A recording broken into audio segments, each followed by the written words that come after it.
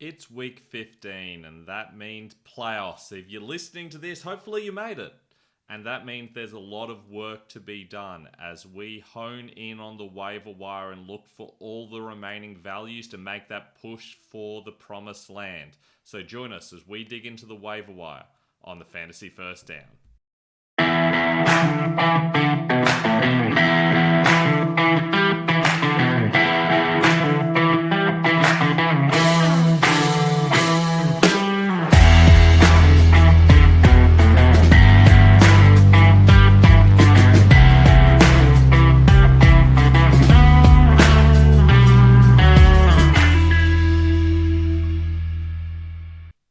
I'm Ben Wasley, welcome to the Fantasy First Down. If you're wondering why you can't see my face, well, that's because I'm having all sorts of issues with StreamYard tonight. I've been working on this for the last hour and a half. I don't know why. I cannot get StreamYard to record my voice. I've recorded this whole show multiple times. It's just plain not working. So doing it I was going to say the old-fashioned way. I've never done it this way before. I'm recording it through Lightworks. I'm just adding in the sound later on. So I apologize. No face today. It's probably a good thing, honestly, for most of you. And the show's going to be a little bit shorter because I have already recorded it twice. And frankly, it's 1 a.m. and I'm a little bit tired. So we're going to get into it. We're going to talk through all the best waiver wire ads. And hopefully you can handle the fact that the show's a little bit different today. Hey, this has taken ages. It would be great if you could like and subscribe. And if you've got any questions, you probably will because I won't be able to go into the usual detail, please hit me up on Instagram at the Fantasy First Down or on Twitter at Fantasy First Down with no O. But let's talk about waiver wire pickups for week 15. And I should also explain that the audio quality is worse than usual because for whatever reason, Lightworks will only record in mono. So this is what we're getting for this week. But one thing I can say, at least with quarterbacks, for some reason, according to Fantasy Pros this year, I am the #1 quarterback ranker in the world on Fantasy Pros, as I was a couple of years ago as well. So look, even though the audio sucks and the graphics are a little bit wacky this week, hopefully at least the content is accurate. So let's talk quarterbacks. Bo Nix is my #1 option for this week. He's the QB8 on the season. Fantastic option, good rushing floor, gets a really good matchup. Hard to believe he's available in nearly 2/5 of leagues. If he's available, definitely pick him up and start him. Jameis Winston had some very good weeks, gets KC. It's actually a better quarterback matchup than you may understand. Even in his bad weeks, he's still throwing so much that he's a good option. They're not really running the ball very effectively. Nick Chubb doesn't look fully healthy, so Jameis is a fantastic option as well. Anthony Richardson has a safer rushing floor, I think, than Winston, who throws a lot of interceptions, so especially if you're getting punished a lot by interceptions in your league, maybe Richardson's a better option, especially if you just need a good, safe option, because Winston's always a risk of getting benched or having something weird happen to him. So Richardson's another option. Finally, Matthew Stafford gets the toughest matchup against the 49ers, but he's a viable option if you need somebody else and you're not happy with those first few options available. I also didn't list Sam Darnold there because he's available in only 20% of leagues, but if he's available in yours, I also think he's a very good streaming option, though in my home league, my favorite league, I will be starting Bo Nix over him. Now let's talk running backs, and my favorite running back this week, as it will be for everyone else, is Isaac Rendo, if he's healthy, and that is the big question mark for him, but you absolutely have to pick him up and use him because we saw he was the running back 2 last week. He should have another big week against the Rams. The next 2 guys, of course, have been my favorite stashes all season, so hopefully you listened and stashed them. You don't need to pick them up off waivers, but if you do, Braylon Allen, more of a long-term option. I do think he's going to be good against Jacksonville. Obviously, last week they had to pass the ball a lot, and that really helped Davis. But I think against Jacksonville, where they're favorites, 3.5-point favorites, in fact, I do think probably there'll be a lot more rushing. For that reason, Braylon Allen is a viable option. Zach Charbonnet obviously comes with some risk as well. It is possible that Breece Hall is back, but I think that's less likely than Kenneth Walker being back. And if Walker's out, probably only for 1 week, though it is also possible he's had a setback because we thought he was going to play week 14, and then ultimately he was out. If Charbonnet starts and Walker is out, he is obviously a better option than Allen in that individual week. He was the running back 1 last week. It's a toughest matchup against the Packers, but still a good option. And the one guy among these guys that's definitely going to play and start is Tank Bigfee, who takes on the Jets. This is a good, solid matchup. He finally started getting those starting snaps last week, so he's someone that you can feel good about starting. There is always the risk, though, that they give ETN back the starting snap, so none of these guys is perfectly safe, but they all have a heap of upside. Now, if you weren't able to get any of those guys, here's some deeper options. Patrick Taylor will obviously be the guy if Isaac Guerendo is out. And that's not that exciting. He's like their running back 6. Obviously, they lost CMC and Jordan Mason in week 13. They lost Elijah Mitchell in the preseason. And then, of course, they may have lost Guerendo last week. We still don't know what's happening with his foot sprain at the time of recording this, at least. Unless anything's happened in the 2 hours that it's taken me to get this recording working. So that means Taylor's probably the starter. I think you'll see a little bit more of Kyle Juszczyk. He's probably technically above him on the depth chart as a receiving back. You might see some Izzy Banakunda if they've got him up to speed with the offense. And I think you see a little bit of Keyshawn Vaughn, who was with them in the preseason. Taylor should be the main guy, though, and that gives him plenty of upside.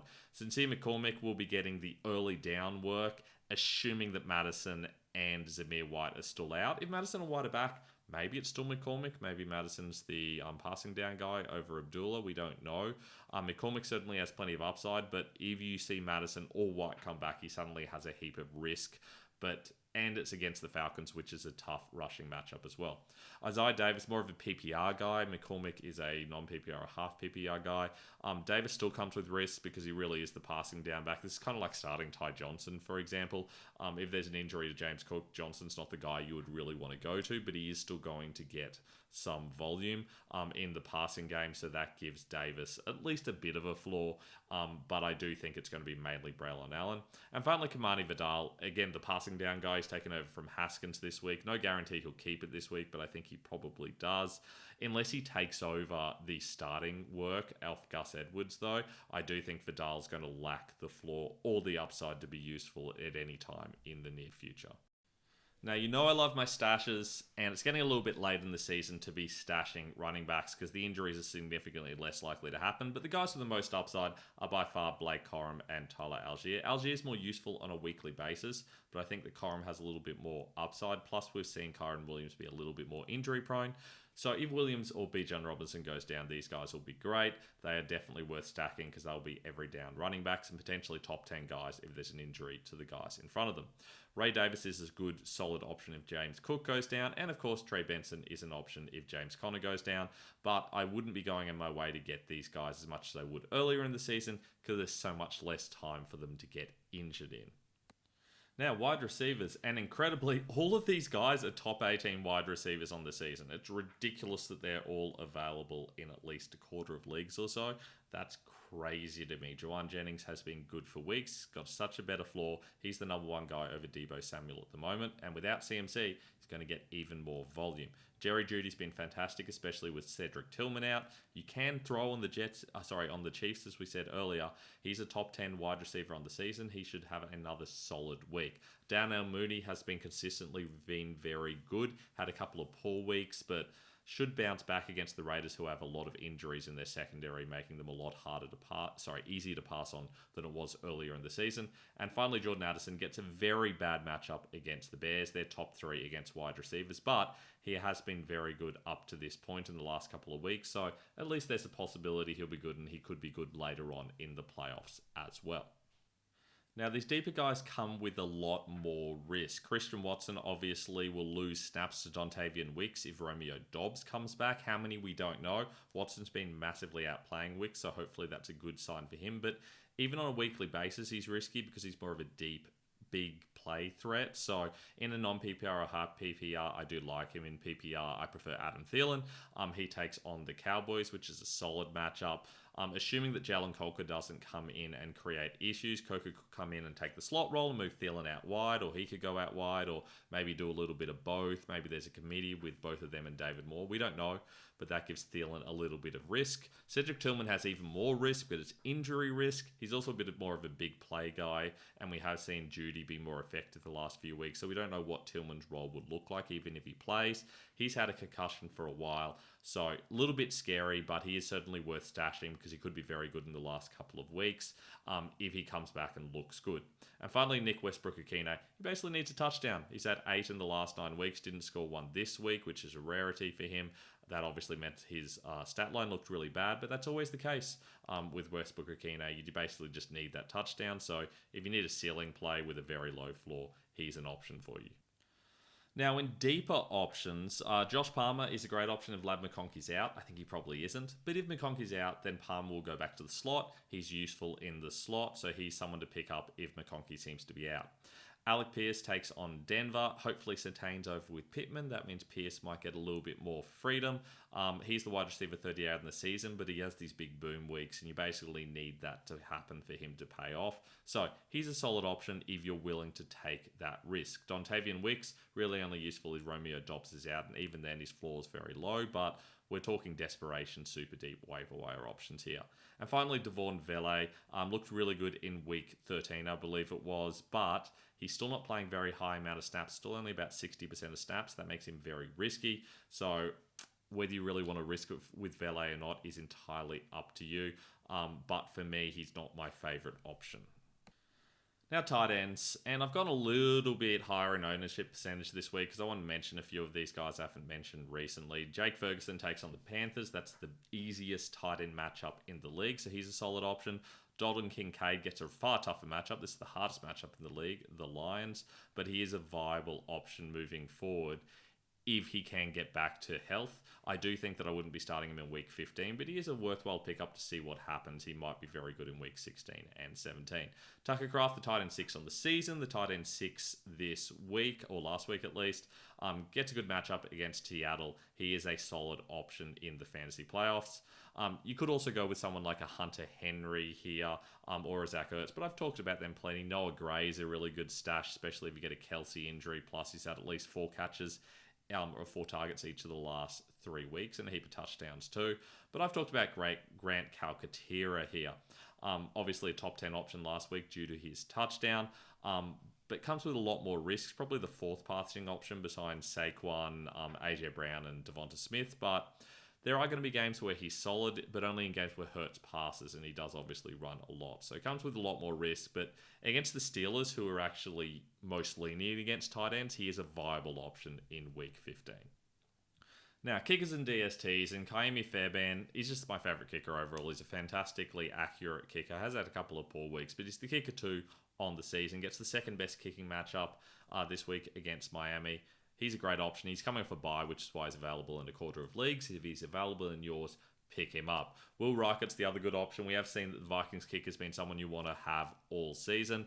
He did have a doink last week, but I do think that he's a great option, available in the vast majority of leagues because he's coming off injury.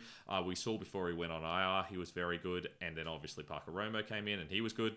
I do think that Reichert's going to go back to being a very good option, gets a top 10 matchup against the Bears. Meanwhile, with DSTs, and look, this is just further evidence as to why you should never draft a DST early. Both of these guys were the top DSTs taken in drafts at the start of the season, and they're both bottom 14 options this season.